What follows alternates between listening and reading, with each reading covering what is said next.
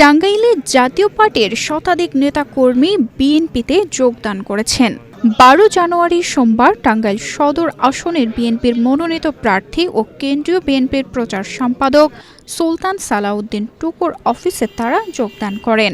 জেলা জাতীয় পার্টির সহ সাধারণ সম্পাদক আবু সাইদ আজাদের নেতৃত্বে জেলার চর অঞ্চলের বিভিন্ন পর্যায়ের নেতাকর্মীরা যোগদান করেছেন।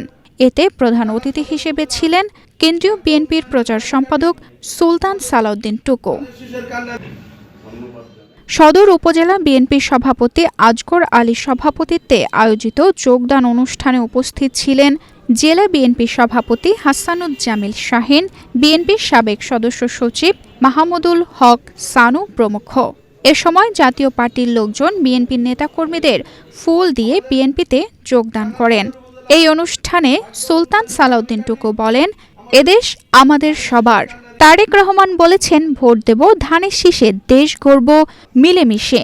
আজকে যারা আমাদের সাথে যুক্ত হলেন আপনাদের স্বাগতম জানাই। আমরা আপনাদের সার্বিক সহযোগিতা কামনা করছি।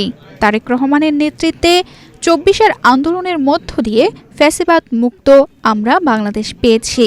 71-এর চেতনাকে আমরা বুকে ধারণ করি। 24-এর আন্দোলনের মধ্য দিয়ে বাংলাদেশের গণতান্ত্রিক যাত্রা আমরা আরও এগিয়ে নিয়ে যাব। বাংলাদেশে তারেক রহমানের নেতৃত্বের আর কোনো বিকল্প নেই। 24-এর আন্দোলনের মধ্য দিয়ে ফ্যাসিবাদ মুক্ত বাংলাদেশ আমরা পেয়েছি দেশনায়ক তারেক রহমানের নেতৃত্বে।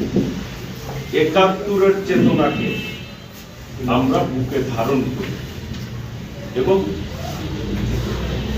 24-এর যে আন্দোলন, সেই আন্দোলনের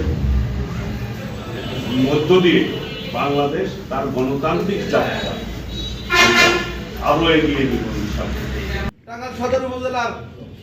তানজিদা রহমান ইনায়া, বাংলাদেশ প্রতিদিন।